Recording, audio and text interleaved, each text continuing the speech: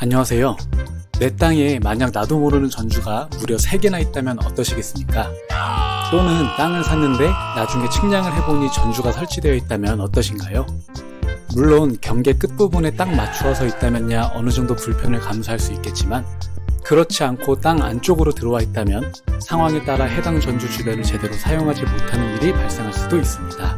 지금부터 잘 알려지지 않은 주의사항 및 해결 방법을 알려드릴 테니 영상 넘기지 마시고 구독과 좋아요로 많은 응원 부탁드립니다. 경기도 양주시에서 있었던 실제 사례입니다.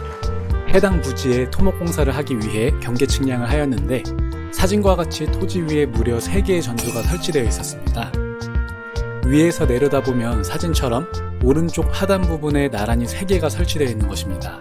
그런데 영상을 보면서 당사자가 아닌 분들은 공익을 위해서 둘 수 있지 않느냐, 어차피 끝부분 아니냐라며 이게 왜 문제가 되는지 공감을 못하실 수도 있는데 보강토 등을 사용하여 토목 공사를 하는 상황이라면 문제가 생각보다 커집니다. 보강토를 사용하여 공사를 할 경우 사진과 같이 직선으로 보강토가 마무리되는 것이 아니고 굴곡이 생기게 됩니다. 그리하여 전주를 그냥 두고 공사를 하게 되면 생각보다 꽤 넓은 면적의 값비싼 토지를 사용할 수 없게 되는 것이죠. 게다가 본 사례의 경우에는 가로로 3개나 설치되어 있었으니 그 면적이 더욱 넓었고요. 그래서 공사 전에 본 문제를 해결하기 위해 전주의 소유자를 찾기 시작했습니다. 한전은 당연히 소유자였고요. 나머지 2개 전주의 소유자를 찾는 것이 매우 힘들었습니다.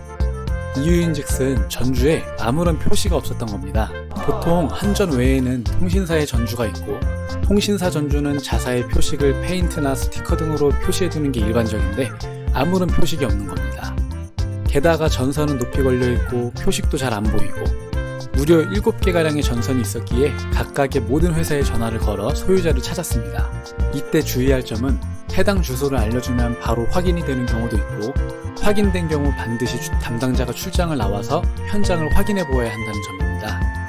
여기서 시간이 꽤 소요될 수 있으니 공사 일정을 미리 잡으신 분들은 참고하셔야 합니다. 그런데 여기서 변수가 또 하나 생깁니다.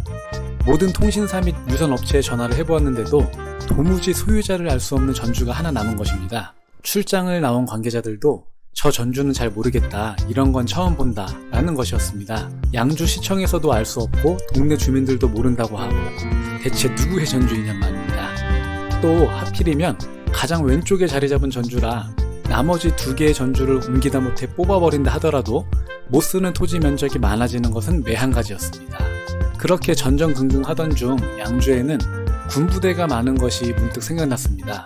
그래서 국방부에 전화를 걸었고 수차례에 걸쳐 알려준 번호로 전화를 한 후 해당 담당자를 겨우 찾고 겨우 찾은 담당자와 또 연결되기까지 꼬박 2일이라는 시간이 소요되었습니다. 결국 우여곡절 끝에 당사자들 합의 후 대표로 한전의 전주만 가장자리로 최대한 이전하고 나머지 전주 소유자들은 한전에게 매달 임대료를 주며 한전의 전주에 자신들의 케이블을 연결하기로 하였습니다. 여기서 주의할 점은 본인 또는 기존 토지주가 한전의 전주 설치에 동의를 해주었다면 토지주의 비용으로 이전을 해야 한다는 것입니다. 물론 한전은 전주 설치 시에 토지주에게 보상해주는 것은 전혀 없습니다. 전기요금 감면이라든지 설치 당시 일부 비용 지불이라든지 전혀 없답니다. 오로지 공익에 기부하는 마음으로 토지를 내주어야 합니다. 자신들은 전주에 연결된 케이블 업체들에게 임대료를 매달 받고 있지만 토지주는 전혀 보상이 없습니다. 다행히 해당 토지는 이전 토지주들의 동의가 없이 한전에서 임의로 설치한 것이기에 이전 비용은 모두 한전에서 부담하였고 저는 공익을 위하여 제거보다는 이전하는 쪽으로 마음을 바꾸었답니다. 여기서 한전의 담당자가 나오고 현장 확인 후 전주 이전에 대하여 설계하는 데 시간이 소요되고 그 이후에는 자신들이 선정한 업체에서 또 담당자가 정해지고 일정을 맞추어 시공을 하기까지 시간을 모두 합쳐 대략 1달 반 정도가 지났습니다. 그렇게 해서 경계 측량 후 약 2달 만에 전주를 이전하였고 지금은 사진처럼 1개만 남아있는 상황이 되었답니다. 이제 정리를 해보겠습니다. 1번, 토지 매입 전 전주가 토지 내에 있는 상황이라면 토지주의 동의를 얻은 것인지 설치 경위를 파악하고 해당 전주로 인해 추후 토지 활용도에 문제가 없는지 미리 확인합니다. 2번, 문제가 발생한다면 매입 전 매도인의 책임으로 전주를 이전하는 특약이나 전주의 소유자를 찾아 이전 또는 제거에 필요한 시간과 비용을 파악합니다. 3번. 전주에 표식이 없는 경우 위에 걸린 전선의 표식 등을 확인하여 소유자를 찾습니다. 4번.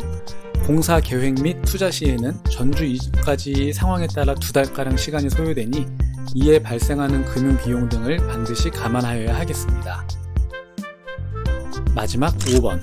한전으로부터는 어떠한 일체의 보상도 없으니 공익에 기부한다는 마음가짐이 필요하고 추후 전주 이전 시에는 전액 모두 토지주가 부담하여야 합니다. 이 영상을 보신 분들은 토지 매입 시 반드시 전주의 존재 여부 및 위치를 확인하시고 문제가 발생하지 않도록 대비하시기를 바라며 이번 영상 마치겠습니다. 구독과 좋아요로 많은 응원 부탁드리며 다음에 더 좋은 영상으로 찾아뵙겠습니다. 감사합니다.